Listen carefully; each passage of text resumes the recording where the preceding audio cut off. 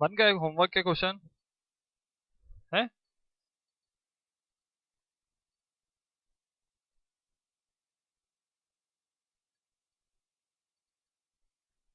क्यों?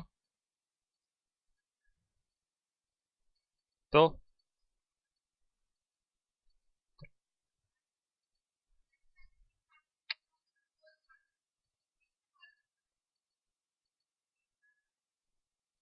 जाओ कंप्लीट करके आना। नहीं, उधर उधर जाओ। बाहर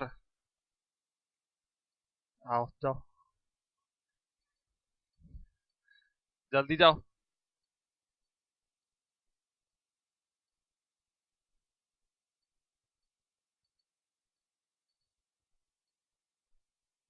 19 हुआ है ना कल?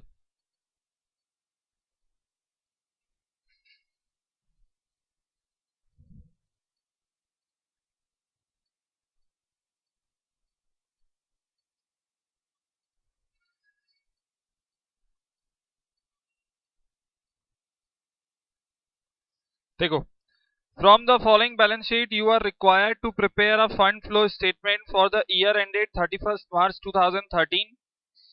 शेयर कैपिटल दिया है, जनरल रिजर्व दिया है, profit and loss account, bank loan, creditor, provision for tax.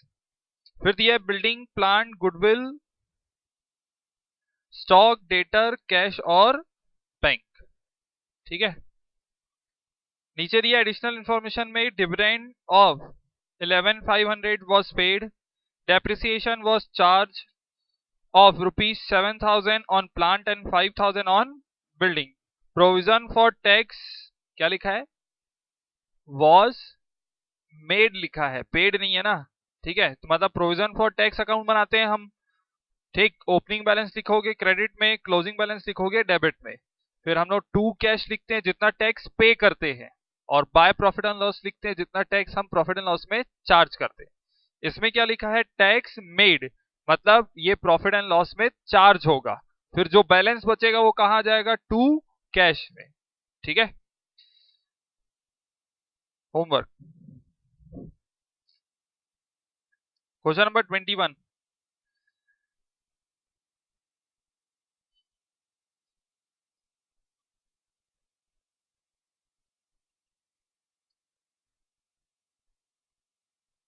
Homework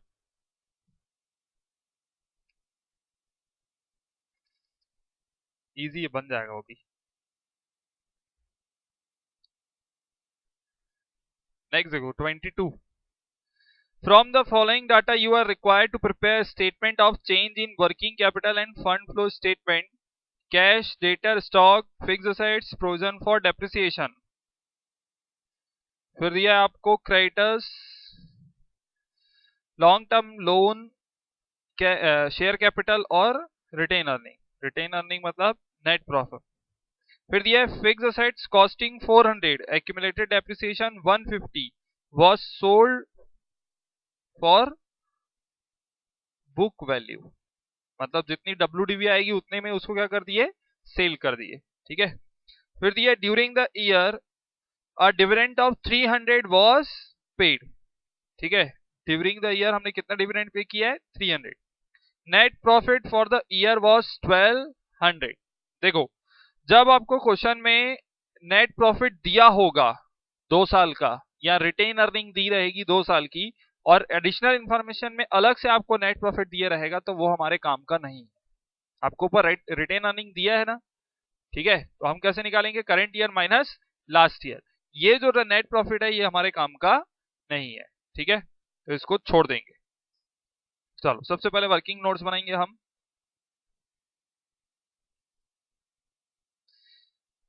cash, debtor, stock, fix assets. First fix assets account.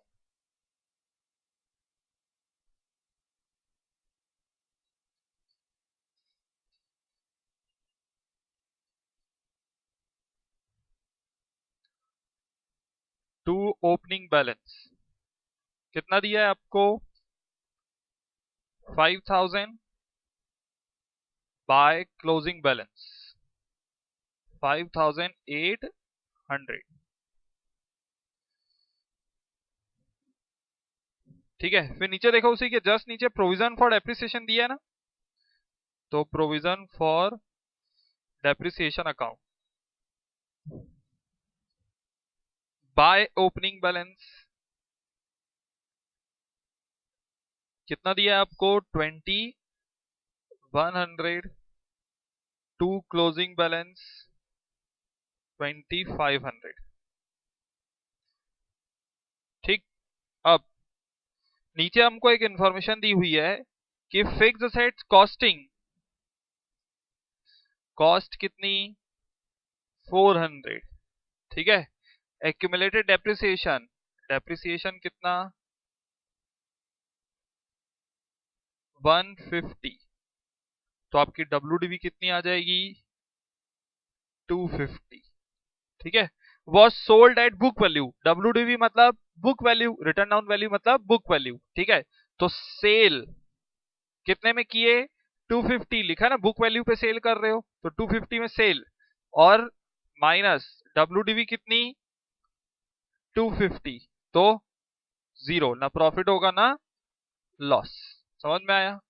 ठीक, अब इसका ट्रीटमेंट देखो, प्रोविजन फॉर डेप्रिसिएशन कहां दिया आपको, अंदर दिया हुआ है ना।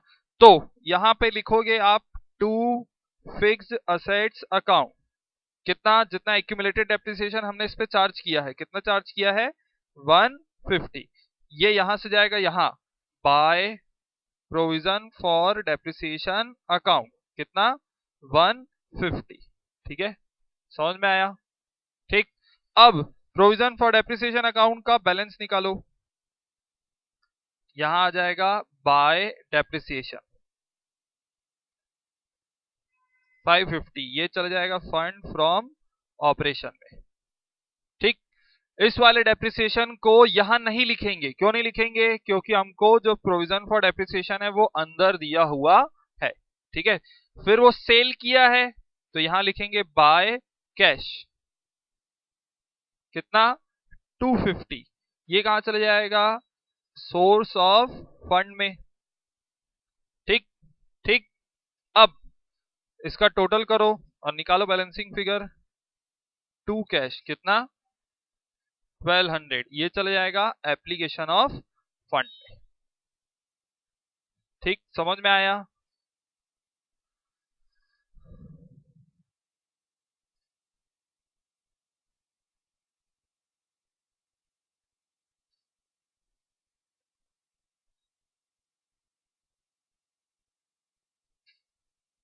समझ में आया? नेक्स्ट, उसके बाद क्या दिया आपको, क्रेडिटर्स लॉन्ग टर्म लोन, देखो लॉन्ग टर्म लोन डिक्रीज हो रहा है ना। Third, long term loan paid कितना है 1400 माइनस 1300, 100 कहां चला जाएगा, ये एप्लीकेशन ऑफ फंड में। नेक्स्ट, शेयर कैपिटल, देखो शेयर कैपिटल इंक्रीज हो रहा है, तो फोर्थ इशू ऑफ शेयर्स कितना 5300 माइनस 5300, ये किस में चले जाएगा सोर्स ऑफ फंड में। फिर रिटेन अर्निंग मतलब नेट प्रॉफिट, फिर फिक्स असेट्स, फर्स्ट वाले इंफॉर्मेशन का ट्रीटमेंट हमने कर लिया ये, ठीक है। उसके बाद during the year dividend 300 was paid, ये हो गया फर्स्ट अकाउंट, सब बना लियो।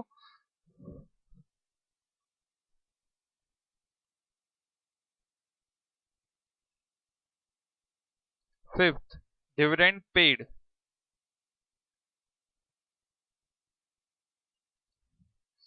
कितना पे कर रहा है 300, किस में चले जाएगा एप्लीकेशन ऑफ फंड में।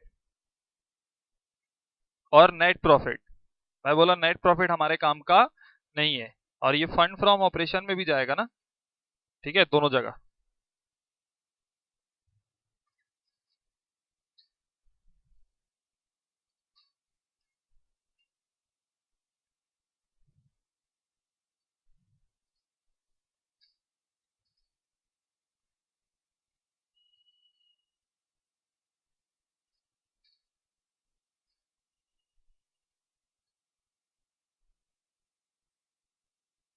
हो गया।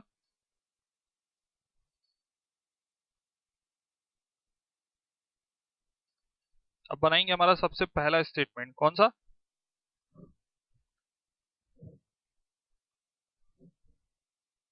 Statement of change in working capital.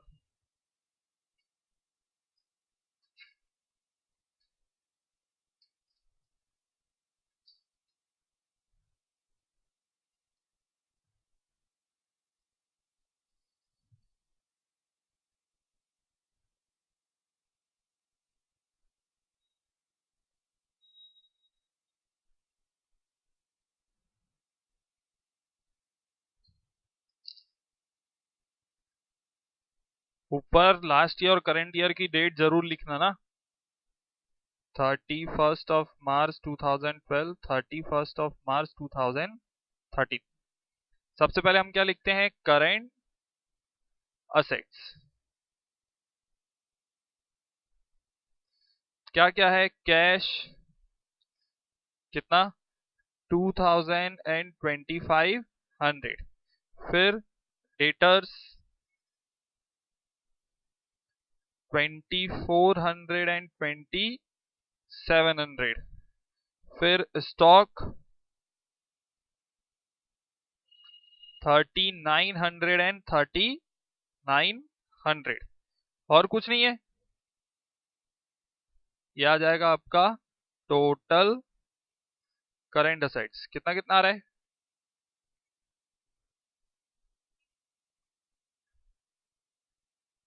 8390, 100 less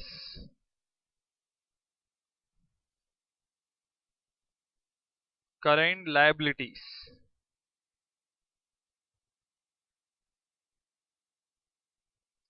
current liabilities में आपको क्या दिया है? क्रेडिटर्स कितना दिया आपको? क्रेडिटर्स 2020, 100।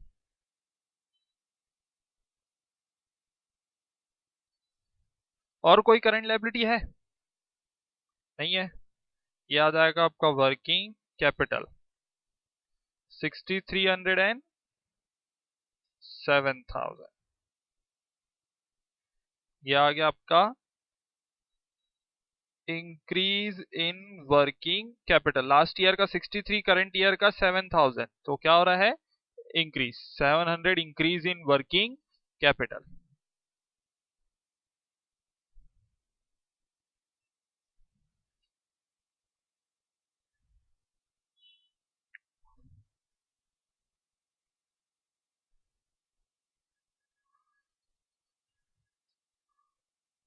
हो गया।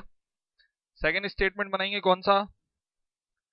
Statement of fund from operation.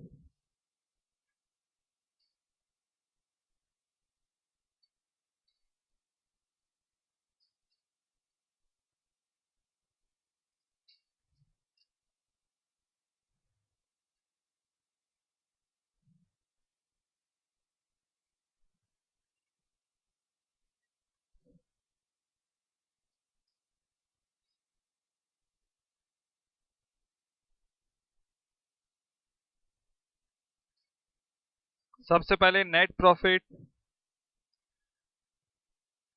तो रिटेन अर्निंग दिया है हमको, उसका डिफरेंस निकालेंगे। 3700 माइनस 2800,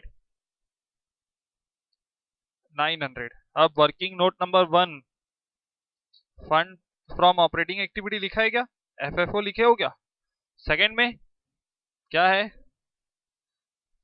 डेप्रिसिएशन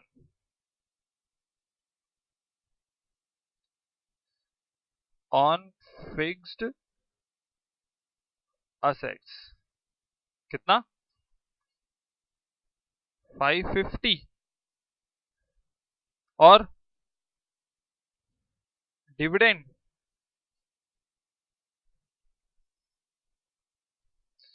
कितना है? डिविडेंड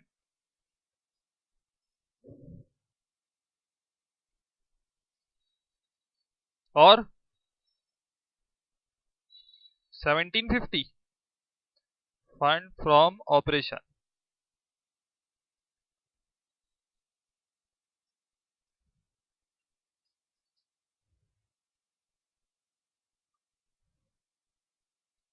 अब बनाएंगे हम अपना थर्ड स्टेटमेंट, कौन सा?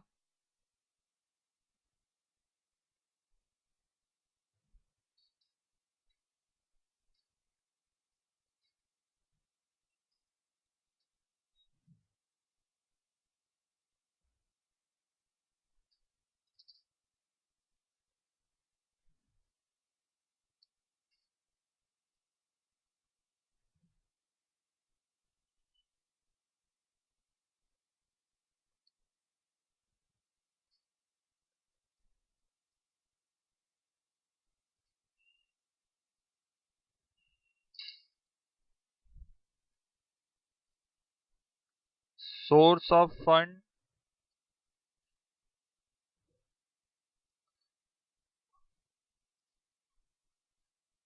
Application of fund. सबसे पहले यहाँ क्या लिखते हैं? FFO पॉजिटिव आया है 1750, ठीक है।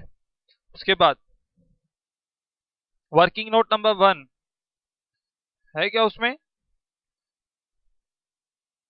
सेल ऑफ फिक्स्ड असेट्स कितना? 250। और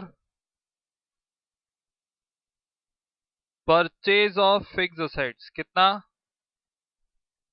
1200। फिर सेकंड में नहीं है, थर्ड में? हाँ, पेड।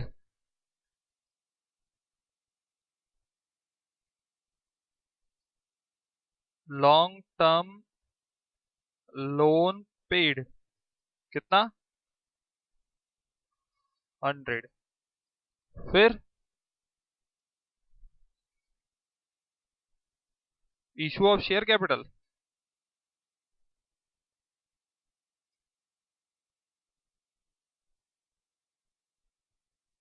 कितना?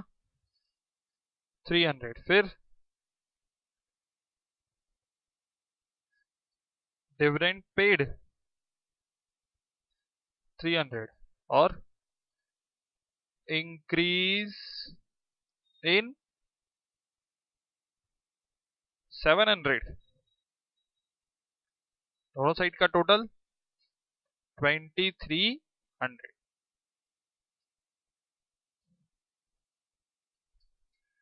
इस क्वेश्चन में मेन एडजस्टमेंट वो फिक्स्ड असेट्स वाला था, ठीक है, जिसमें एक्यूमुलेटेड डेप्रिसिएशन वगैरह सब दिया है।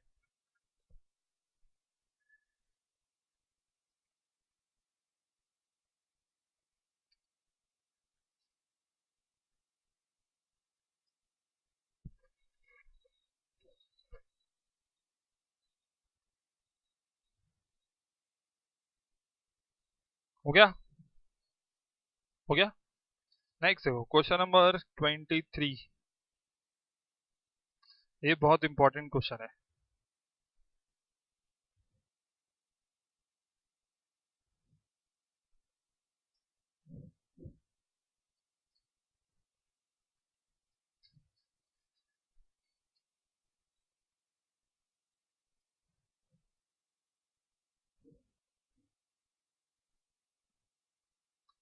इसमें बहुत सारे नए नए पॉइंट्स हैं।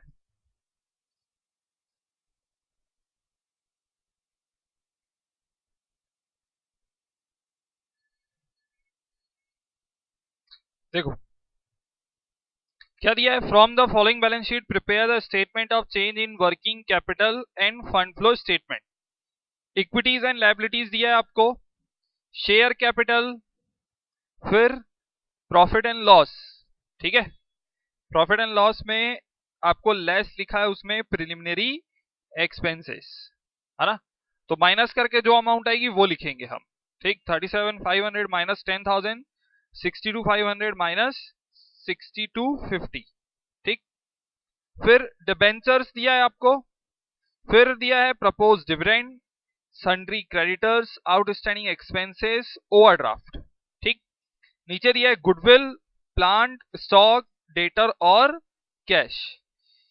एडिशनल इंफॉर्मेशन में first, a business was purchased during the year by issue of share capital of 62,500 and 62,500 debentures। देखो हमने एक बिजनेस खरीदा, उस बिजनेस के लिए हमको पे करना था कैश, ठीक है, हमने कैश नहीं पे करके क्या दे दिया, शेयर्स और डिबेंचर्स दे दिया उनको, ठीक। कितने कितने का, 62,500 दोनों, ठीक। मतलब टोटल हमने कितना पे किया, 62,500 प्लस 62,500,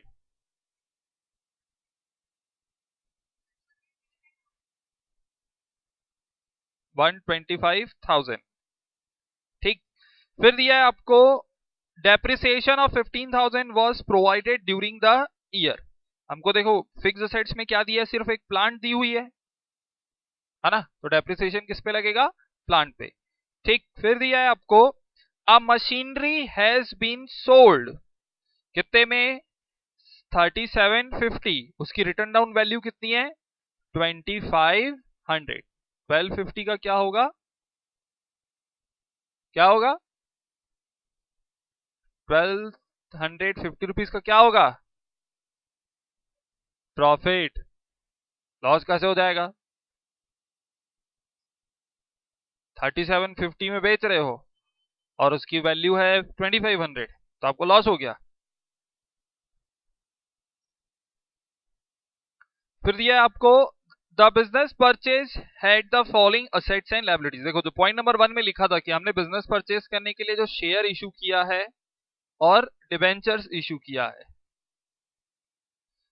तो इस बिजनेस को परचेस करने के लिए कितना पे किए, 12,005, सॉरी 1,25,000। अब इसको पे किए तो हमको क्या क्या मिला, क्या मिला, सबसे पहले क्या दिया है, 50,000 का मशीन, स्टॉक कितने का, 12,500, डेटर्स कितने के, 37,500, ठीक है, और क्रेडिटर्स कितना, 12,500, ठीक है।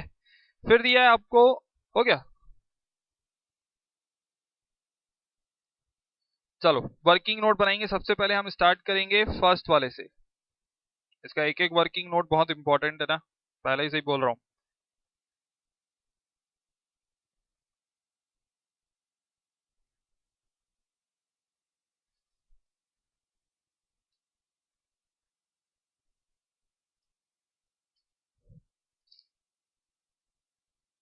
फर्स्ट,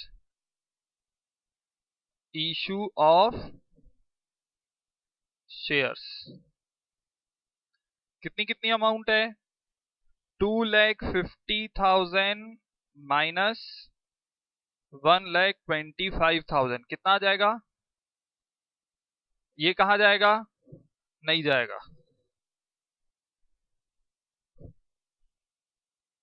नॉर्मली हम क्या करते हैं, इसको कहां लिखते हैं, सोर्स ऑफ फंड में, बट देखो इसको हम डिवाइड करेंगे टू पार्ट्स में,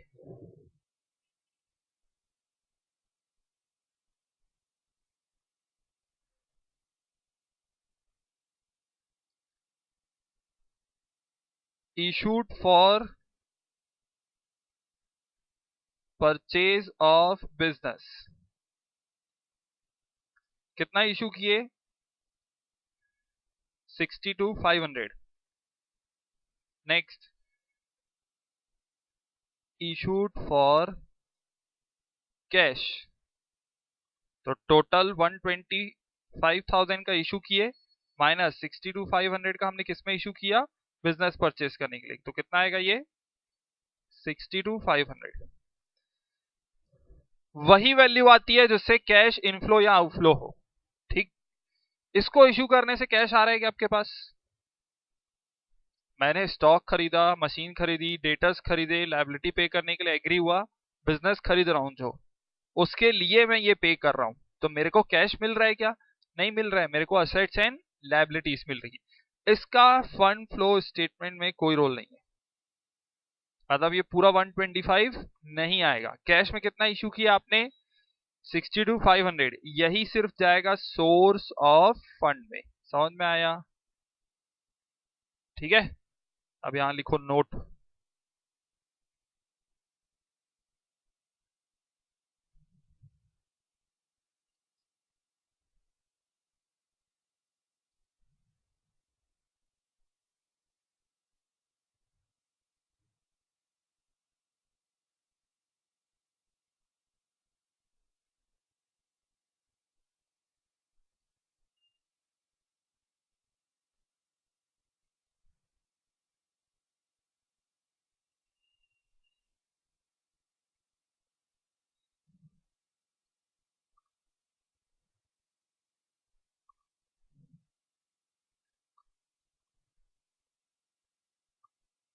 हो गया? देखो, any security issued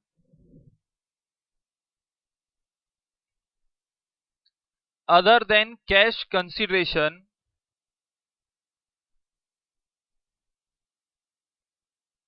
any security issued other than cash consideration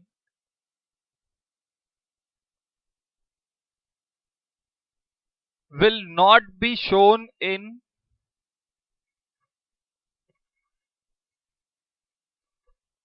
कहां शो नहीं करेंगे? Fund flow statement. ठीक है, फंड फ्लो स्टेटमेंट में उसका कोई रोल नहीं है।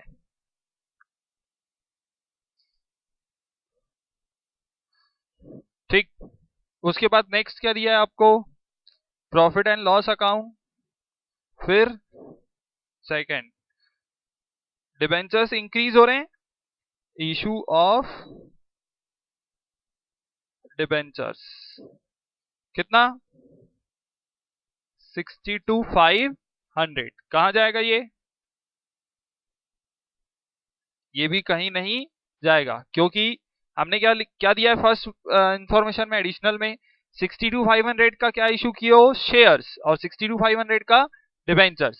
तो मैं अभी लिखवाया नोट में कि अदर देन कैश कंसिडरेशन में अगर कोई भी सिक्योरिटी इशू करोगे तो उसको हम फंड फ्लो स्टेटमेंट में नहीं लिखेंगे, इसलिए ये दोनों अमाउंट हमारी फंड फ्लो स्टेटमेंट में कहीं नहीं जाएगी। थर्ड, उसके बाद क्या दिया आपको? Propose dividend.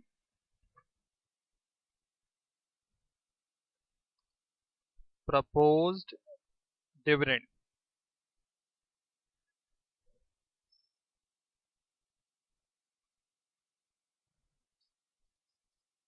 सबसे पहले बाय ओपनिंग बैलेंस कितना दिया है? प्रपोज डिविडेंड का opening balance 12,500 to closing balance कितना? 15,000। एडिशनल इंफॉर्मेशन में कहीं भी दिया है क्या डिविडेंड पेड? दिया है? नहीं दिया है। तो हम क्या करते हैं, ओपनिंग वाले को क्या लिखते हैं? To cash 12,500। ये कहां चले जाएगा? एप्लीकेशन ऑफ फंड, है ना? यही करते हैं ना? ठीक है, फिर क्लोजिंग वाले को क्या लिखते हैं हम? By profit and loss account कितना? 1500, सॉरी 15,000। ये कहां चले जाएगा? Fund from operation. समझ में आया? कैश फ्लो में जैसा ट्रीट करते थे सेम टू सेम वही। ठीक ठीक। फिर नेक्स्ट क्या दिया है आपको? सन्ड्री क्रेडिटर्स, आउटस्टैंडिंग एक्सपेंसेस और बैंक ओवरड्राफ्ट। फोर्थ, फिर क्या दिया है? गुडविल। देखो यहां पे गुडविल क्या हो रही है? क्या हो रही है? क्या हो रही है? नहीं हो रही है, डिक्रीज हो रही है। ये second important element of the question. देखो,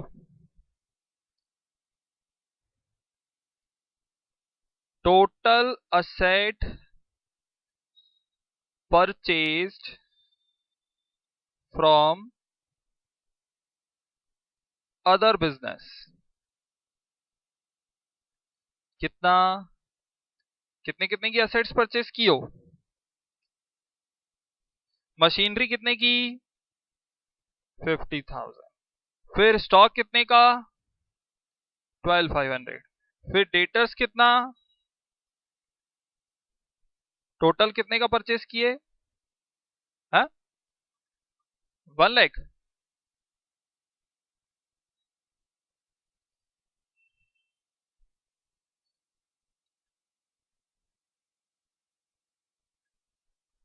वन लाख ही तो आ रहा है। क्रेडिटर असेट है क्या?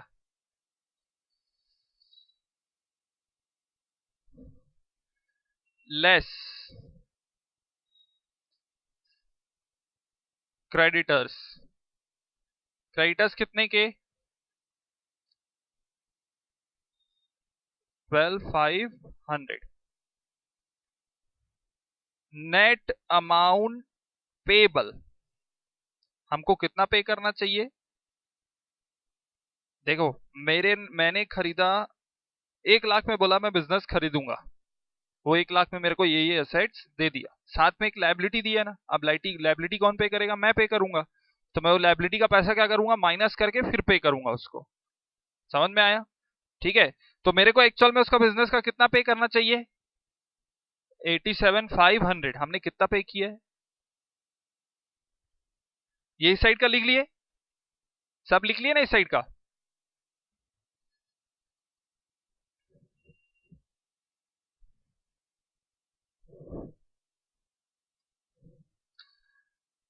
Total amount paid for purchase of business, 62,500 के शेयर्स, 62,500 का डिबेंचर्स, कितना पे किए? 1,25,000। टोटल अमाउंट पेबल कितना है? ये निकाले हो ना। नेट अमाउंट पेबल कितना है? 87,500। एक्स्ट्रा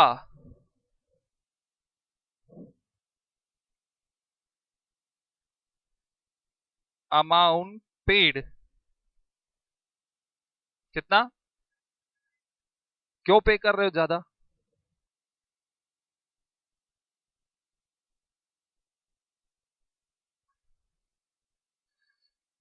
जो बिजनेस बेनाम होगा, मतलब जिसकी रेपुटेशन नहीं है, उसके लिए आप ज्यादा पैसा दोगे, कि जो बिजनेस रेपुटेटेड होगा उसके लिए ज्यादा दोगे? मतलब जिस कंपनी का ब्रांड चल रहा है उसको आप खरीद रहे हो, तो ऑब्वियस है आपसे ज्यादा पैसा लेगा। क्यों? क्योंकि वो अपनी रेपुटेशन भी दे रहा है। ये है हिडन एडजस्टमेंट इस बिजनेस, इस क्वेश्चन का सबसे इंपॉर्टेंट। समझ में आया? ठीक है। हमको पे करना था इतना 87,500 असेट्स एंड लायबिलिटीज को माइनस करने के बाद, बट मैं कितना पे कर रहा हूं बिजनेस खरीदते समय? 1,25,000। मतलब कितना एक्स्ट्रा पे किया? उसके बदले कुछ मिल रहा है क्या? मिल रहा है। वो क्या मिल रहा है? बिजनेस की गुडविल। समझ में आया? जो एक्स्ट्रा पेमेंट है वो किसके लिए है? गुडविल के लिए। अब हम बनाएंगे गुडविल अकाउंट।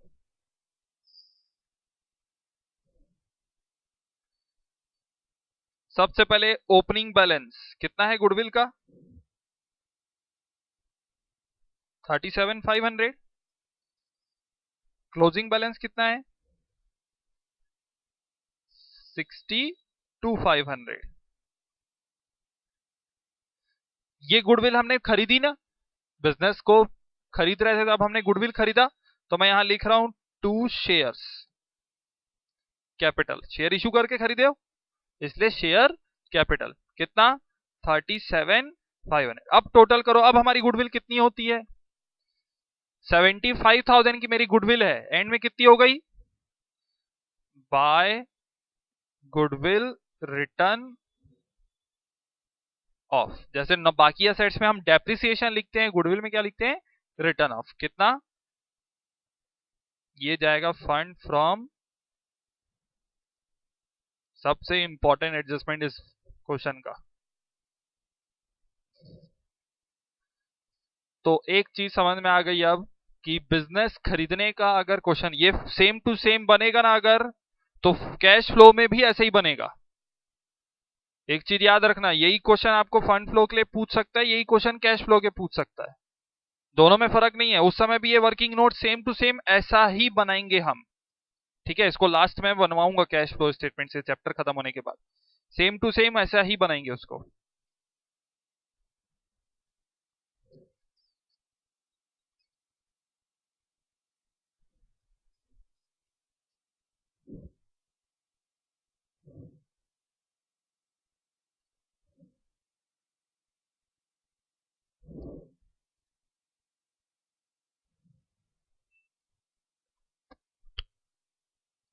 इस क्वेश्चन को मार्क कर लेना, CFS लिख लो वहां पे, कि हमको CFS से भी बनाना है, क्योंकि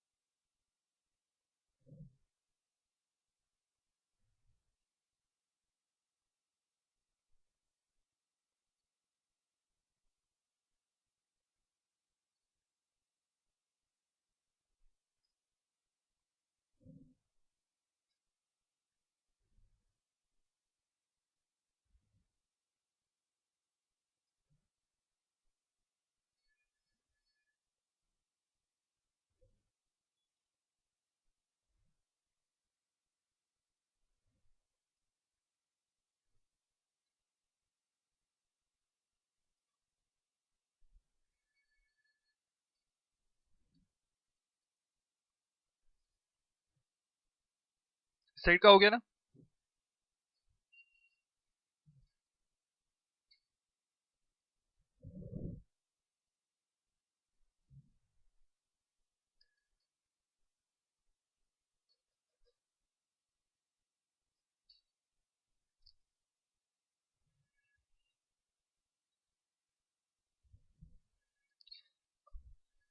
नेक्स्ट, गुडविल के बाद क्या दिया आपको?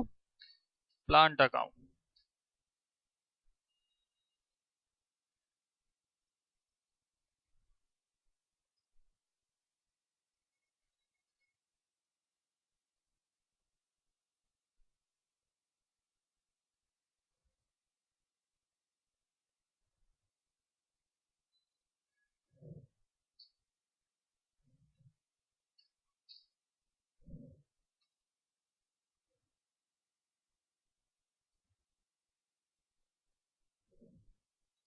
चलो देखो इधर, प्लांट का ओपनिंग बैलेंस कितना दिया है? 45,000। क्लोजिंग बैलेंस कितना दिया है? 2,40,000। इसमें भी पूरा एडजस्टमेंट है ना। एडजस्टमेंट नंबर 3 क्या दिया है? मशीन हैज बीन सोल्ड, तो सेल कितने में? 3750 माइनस WDV कितनी? 2500। क्या होगा? क्या होगा? प्रॉफिट 12,500। तो सबसे पहले यहां लिखेंगे बाय कैश 3750, जितने में सेल किया ये चले जाएगा सोर्स ऑफ फंड में, और यहां लिखेंगे to profit and loss account 1250, ये चले जाएगा फंड फ्रॉम ऑपरेशन में। ठीक है, फिर नेक्स्ट अब पॉइंट नंबर 4 में फिर इसमें एडजस्टमेंट है। देखो ध्यान से, क्या दिया है आपको? The business purchase had the following assets and liability. क्या लिखा है उसमें? मशीन परचेज कर रहे हैं ना हम। कितने की मशीन परचेज कर रहे हैं? 50,000। तो देखो यहां पे मैं मशीन परचेज कर रहा हूं, क्या इशू करके? Shares and debentures. Total share कितने का इशू हुआ? 62,500। इसमें से मैंने यहाँ पे कितना लिख दिया? 37,500। ठीक है, तो मैं यहाँ पे डिबेंचर्स लिख रहा हूं क्योंकि मशीन की वैल्यू ज्यादा है ना। समझ में आया? अरे 62,500 का शेयर इशू किए, 37,500 चले गया, तो बचेगा कितना तुम्हारे पास? और मशीन कितने की है? तो नहीं लिख सकता ना मैं यहाँ पे शेयर्स, इसलिए मैं डिबेंचर्स लिख रहा हूँ। ठीक ठीक, समझ में आया? ये कहीं नहीं जाएगा, ये कहीं नहीं जाएगा। क्यों नहीं जाएगा? क्योंकि हम किसमें परचेस कर रहे हैं? कैश। कैश लग रहा है क्या इसमें आपका? है? नहीं लग रहा है ना। क्यों? क्योंकि मशीन खरीदी और क्या दे दिए? डिबेंचर्स। ठीक, ये कहीं नहीं जाएगा। उसके बाद पॉइंट नंबर 2 में आपको दिया हुआ है डेप्रिसिएशन कितना। यहां लिखेंगे बाय डेप्रिसिएशन 15,000। ये किस में चला जाएगा? फंड फ्रॉम ऑपरेशन में। ठीक ठीक। अब इस अकाउंट का बैलेंस निकालो। अब जो आएगा वो आएगा टू कैश, ये जाएगा एप्लीकेशन ऑफ फंड में।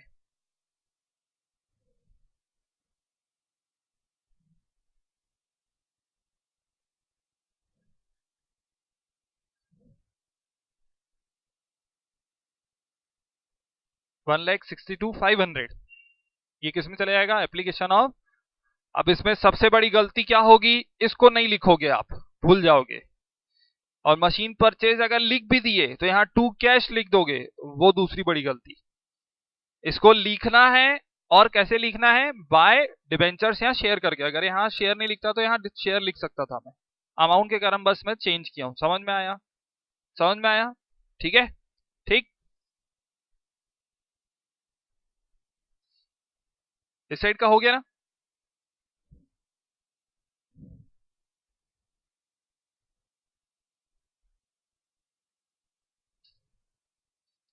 इस क्वेश्चन में मेन यही सब एडजस्टमेंट है।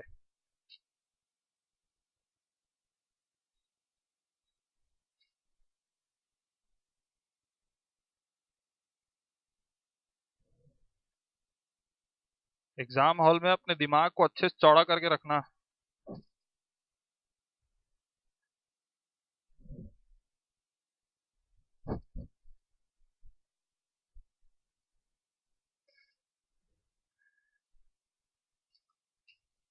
उसके बाद नेक्स्ट क्या दिया है आपको? स्टॉक, डेटर और कैश। हो गया? हो गया? नहीं हुआ है। एक इंपॉर्टेंट चीज, जब भी बिजनेस परचेस कर रहे हैं हम, ठीक है, और हमने किसमें पेमेंट की है? Shares and debentures. एक ऐसी असेट है जिसको हमने, फिक्स असेट से ये, जिसको डिबेंचर इशू करके परचेस किया। तो अभी तक का मैंने अकाउंट्स में जो एडजस्टमेंट किया है, कितने का किया है? देखो, आपने 1,25,000 का शेयर डिबेंचर इशू किया, इसमें से 37,500 का गुडविल चले गया, और मशीन कितने की चले गई? 50,000। बचा कितना? 37। इसका तो हिसाब नहीं हुआ है अभी, है ना? इसका हिसाब नहीं हुआ है ना। दो ही एडजस्टमेंट किए हो, एक गुडविल अकाउंट में लिखे हो 37,500 जो गुडविल का पे किए थे, शेयर्स इशू किए थे, और एक मशीन का डिबेंचर्स लिखे हो, इसका भी बचा है ना हिसाब। ठीक है, ये होगा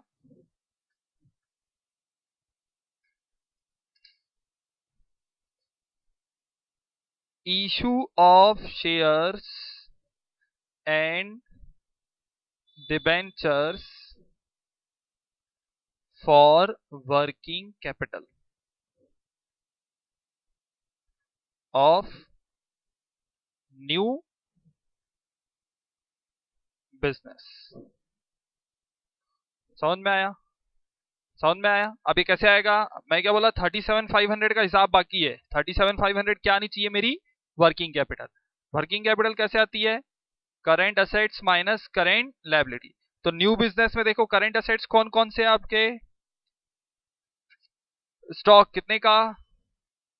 12,500। फिर डेटर्स कितने का? 37,500। ये करंट असेट हो गई। Current liability creditors 12,500। कितना बचेगा? आ गया ये अमाउंट।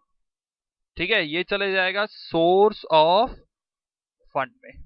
ये इकलौती ऐसी अमाउंट है जो shares and debentures working capital के लिए हमने इशू किया है, उसको हम सोर्स ऑफ फंड में लिखेंगे। समझ में आया?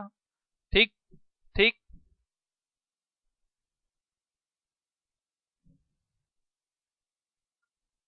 है ना? अच्छा क्वेश्चन।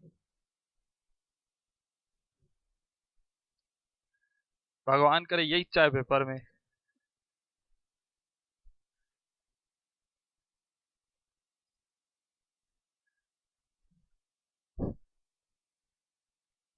यही चाहेगा, देखना। यही चाहेगा, और कैश फ्लो में बनाने के लिए आएगा, और वहां ऐसे नहीं बनता है।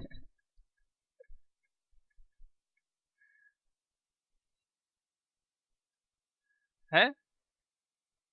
क्यों छूट जाएगा? तो क्या हुआ? हम कितने भी वर्किंग नोट हो, तुम तो इन्फॉर्मेशन देख देख के बना रहे हो ना। कैसे नहीं दिखेगा? दिमाग में क्लिक करेगा ना कि वर्क गुडविल इंक्रीज हो रही है, तो सर बताए थे इंक्रीज नहीं हो रही है, वो डिक्रीज हो रही है। कौन से दूसरे क्वेश्चन में? इंक्रीज हुई तो? अरे गधिक तो उसमें वो भी तो होना चाहिए क्या? शेयर इशू, सपोर्टिंग एडजस्टमेंट भी तो होना चाहिए ना।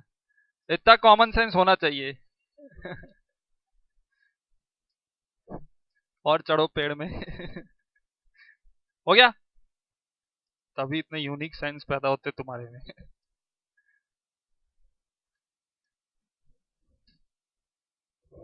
जमीन में रहो इंसानों टाइप का, तब कॉमन सेंस आएगा।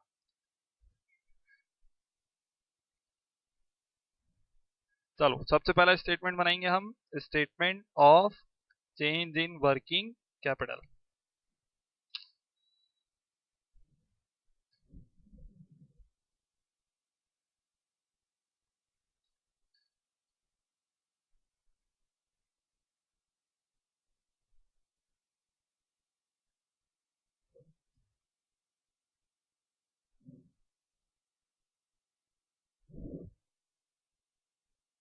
ऐसे चैलेंजिंग क्वेश्चन ही होने चाहिए हम।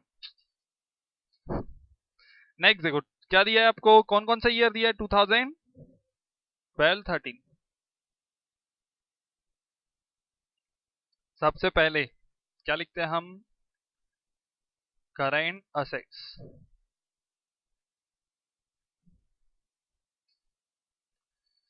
क्या क्या दिया है बैलेंस शीट के अंदर? देखना, बाहर की इंफॉर्मेशन हमारे काम की नहीं है। क्या है? स्टॉक कितना? 1,87,000।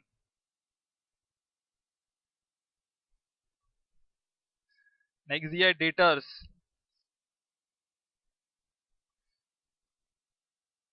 37,581,250। फिर कैश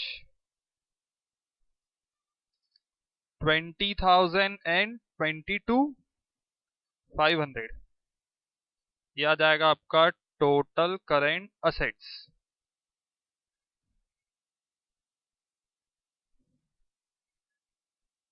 19। अब इसमें लेस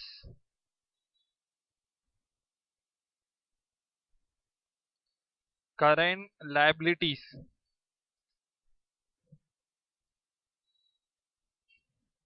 करेंट लायबिलिटीज में क्या दिया आपको? क्रेडिटर्स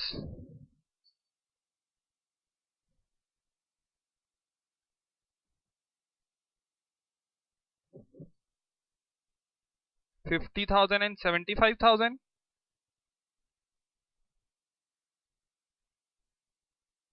उसके बाद आउटस्टैंडिंग एक्सपेंसेस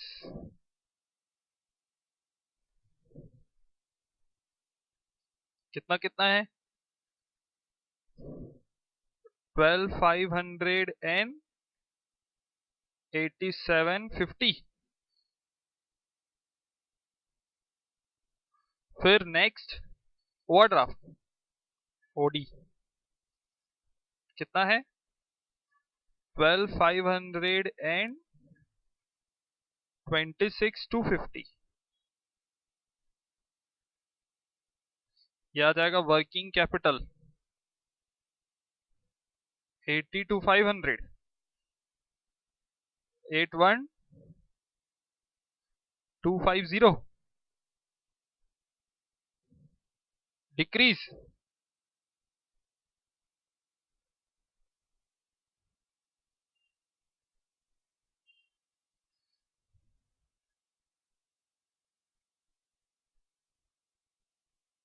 कितना?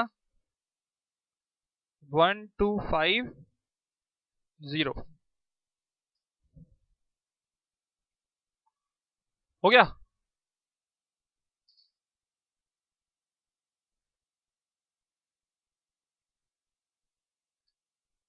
Second statement,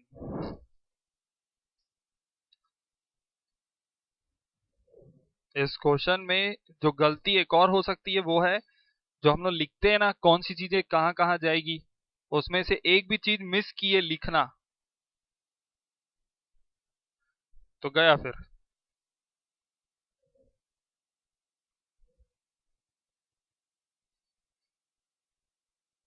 statement of fund from operation.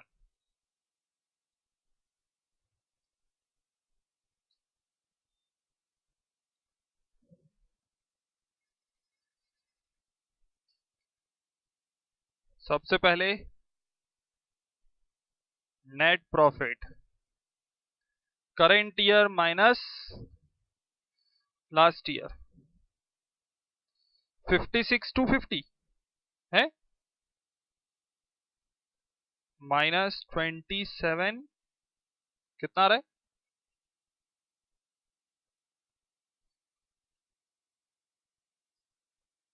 28,750। चलो अब फर्स्ट वर्किंग नोट से स्टार्ट करो।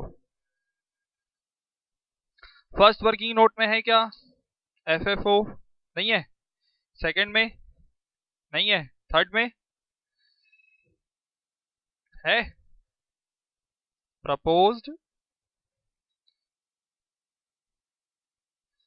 डिविडेंड कितना 15,000। ठीक, उसके बाद गुडविल रिटर्न ऑफ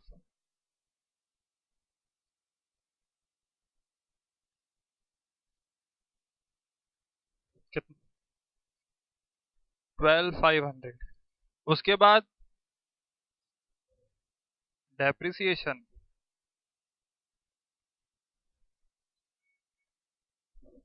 कितना 15,000। उसके बाद हो गया है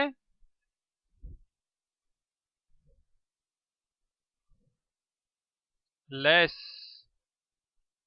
profit on sale of plant. देखिए हो क्या डेबिट साइड में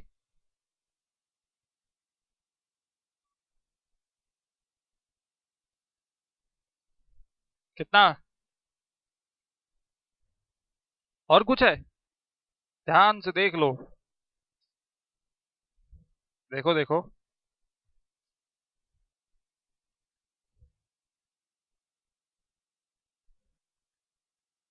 पक्का नहीं है। देखो तुम लोगों की रिस्क पे आगे बढ़ रहा हूं मैं है। फंड फ्रॉम ऑपरेशन निकालो कितना आ रहा है 70,000। गलत है ना, बुक पे विश्वास नहीं करना।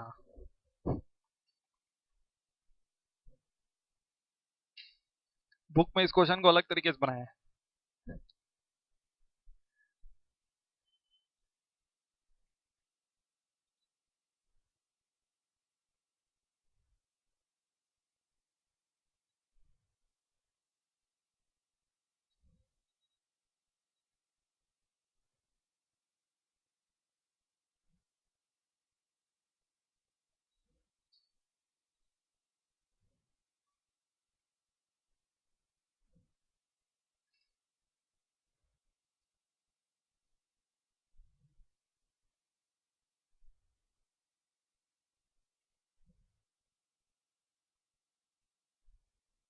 तो मैच करो ना, ये तीनों चीजें लिखे हो कि नहीं, इतना टाइम क्या लग रहा है, पहले इसको तो ठीक करो।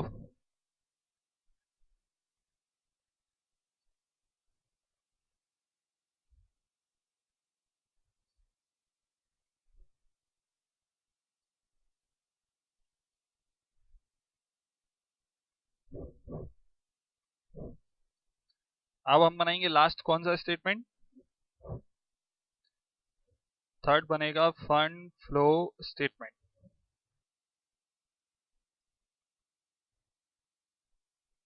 आज की क्लास जो छोड़ा है ना, पेपर का क्वेश्चन छुड़ी है उनका, यही चाहेगा पेपर में देखना। पूरी दुआ है मेरी।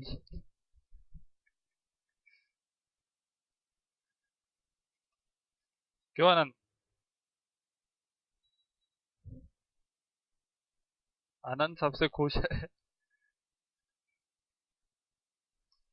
तो 15 नंबर छोड़ के आओगे? ऑप्शन में थ्योरी आएगी, थ्योरी लिखोगे 5 नंबर मिलेगा।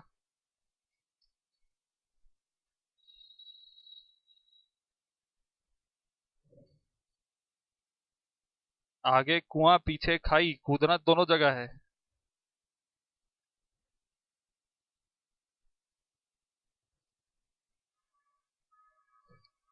इतना इजी इजी क्वेश्चन है यार। सबसे पहले क्या लिखते हैं? फंड फ्रॉम ऑपरेशन पॉजिटिव आ रहा है ना, 70,000। उसके बाद फर्स्ट वर्किंग नोट में इशू ऑफ शेयर्स कितना? 60 to 500, 1,25,000 नहीं लिखना है। सेकेंड वर्किंग नोट में डिबेंचर्स आएगा क्या? फिर dividend paid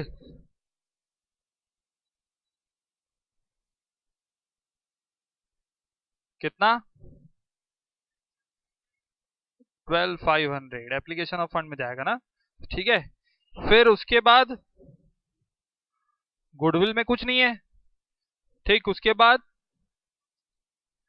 cell of plant कितना? 3750। और परचेज ऑफ प्लांट 162500, ठीक है। उसके बाद issue of shares and debentures for working capital, issue of shares and debentures for working capital कितना? 37,500। फिर decrease in working capital, decrease in working capital कितना है? 1250। फिर बस बस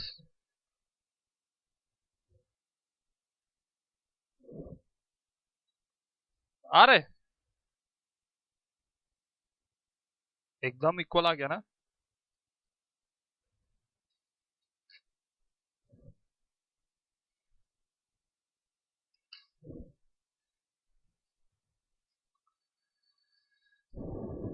क्या क्या होमवर्क दिया हूं आज? बस 2 क्वेश्चन, एक क्वेश्चन और है। सेम ऐसे ही है। अरे सेम ऐसे ही है ना।